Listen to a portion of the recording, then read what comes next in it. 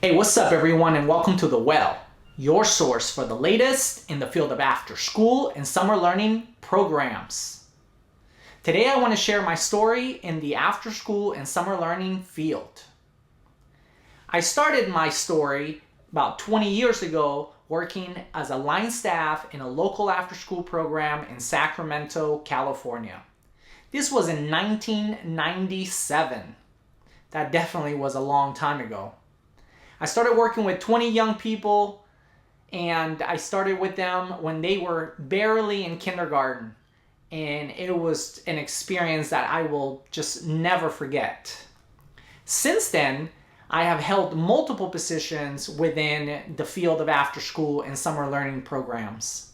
I was given an opportunity to become a site coordinator at the site where I started as a line staff, and that was an experience of its own. The reason why I wanted to share the story with you is because today, 20 years later, it has come full circle for me. This week, I am stepping down as the Chief Operating Officer of the Center for Collaborative Solutions, home of the Healthy Behaviors Initiative. Call it destiny or luck or whatever you want to call it, today as my last site visit. After 20 years of being in the field, I had a site visit scheduled at Elder Creek Elementary, the school where it all started for me 20 years ago. And what an experience that was. It brought back so many memories from being at that site. I spent a total of 13 years either as a line staff, site coordinator, or supervisor of Elder Creek Elementary in South Sacramento. And from all of those experiences, I want to share a couple of stories. A lot of you have heard me already talk about the story of my student Salvador that literally changed my life, as he was a student of mine in the program when I was a site coordinator at that site. If you want to check out that story, I'll definitely link it on the description below, and you'll see a card right on top of your screen. But the story that I want to share with you today is the story of the people that I've had the privilege to work with and interact with over the years.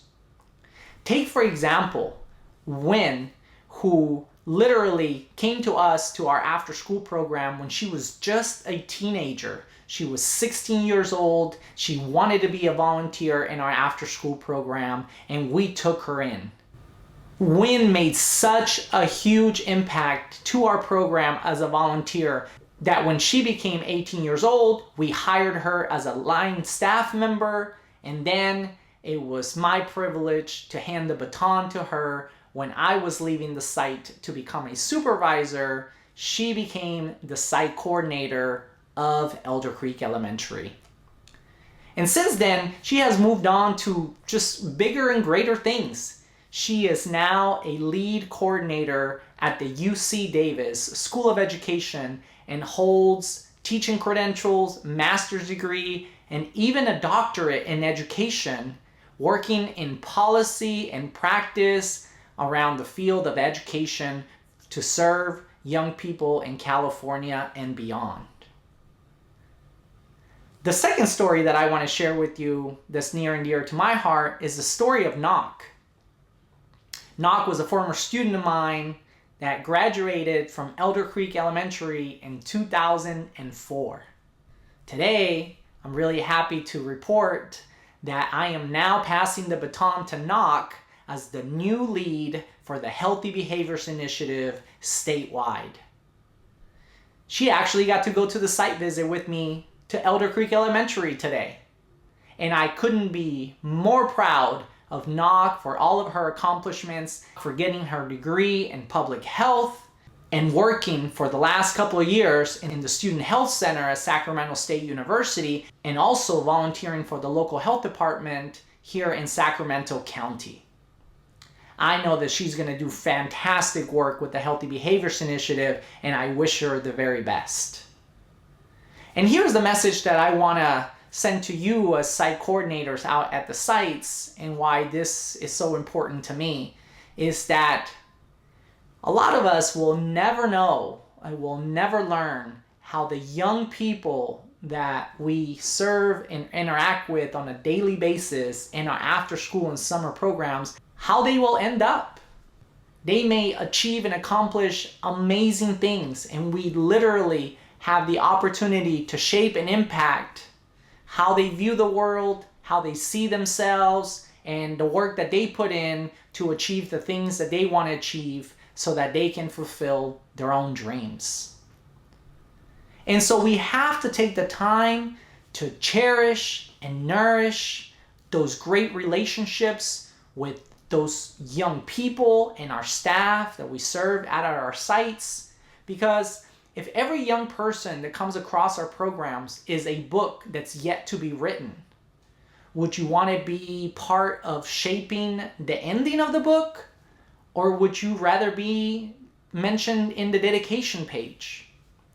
I say that with the work that we do in after school and summer learning programs, we actually have the opportunity to be in both of those places. And it is only when we take the time and care to do things intentionally and set up people for success and have those conversations about dreams with young people that we can create a safe environment that promotes young people to be kids and dream and be set up for success. And that's where you can play a huge role into how we as a field impact the young people and communities that we serve. See, I never got into this because I thought I was going to change the world. But I definitely had it in my mind that I could perhaps impact one that could impact 100. And my story in after school is no different than a lot of the rest of us. We're a whole bunch of people with good hearts that mean well, that come into these communities or are part of those communities and just want to help.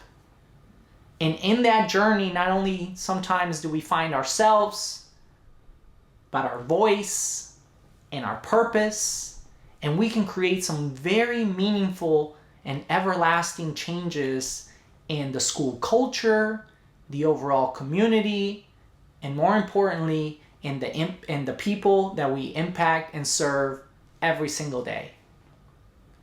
Your words and actions matter. I didn't realize how much they mattered until I left those positions.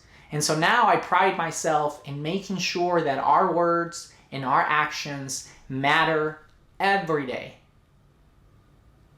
The way we say things, what we say, how we say them, and more importantly, do we act on them?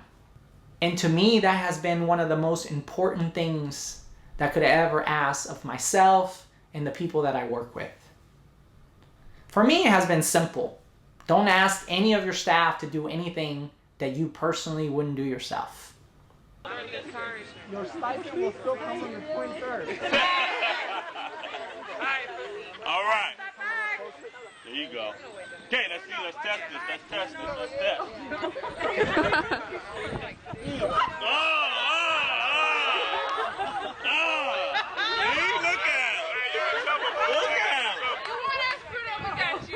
Oh, we gotta be strong. Hold it stiff. Lock those elbows. I know CPR, you'll be all right. Is there anything you want to do, like sign away paychecks? Okay, all right. There you go. You got it. My daughter's only 3. I'm trying to watch a wedding, man. All right, ready? Here we go. Mr. Bruno. Okay, Mr. Bruno, start AmeriCorps. Trusting his teammate. Okay, they build a strong foundation. Do you trust them? Of course. Of course. With my life. With your life. Cross your chest. All right. 3, 2, Hold tight, guys. 1. It's been exactly 20 years since I started in the field of after school and summer learning programs. I am so humble and grateful for the opportunity that was given to me along the way. I've learned so much and couldn't be happier for the work that we have done together. And this is why these two examples that I'm mentioning today are so powerful and vivid in my mind, in that we can create real, intangible change that can last a long time. Because the young people that we serve today are the same people that are going to grow up and be the future leaders of perhaps your program, your organization, or your entire community.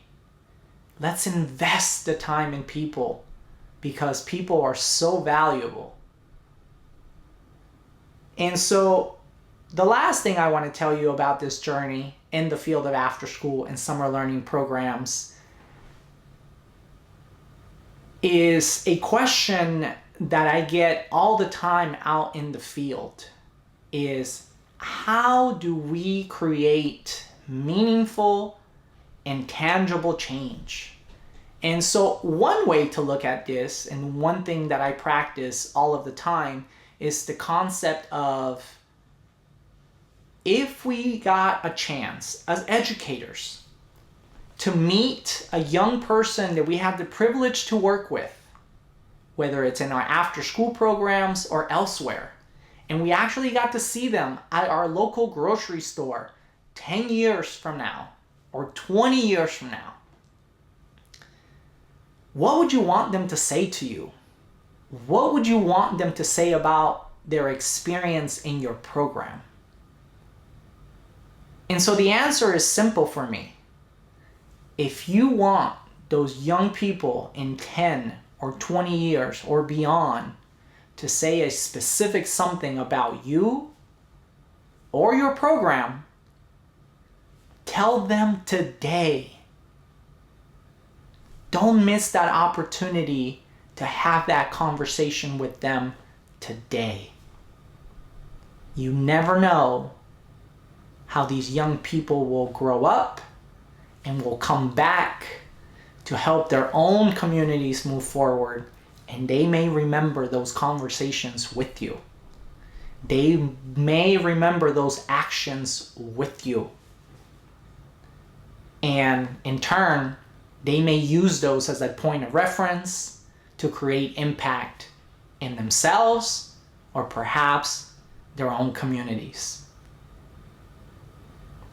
Until next time.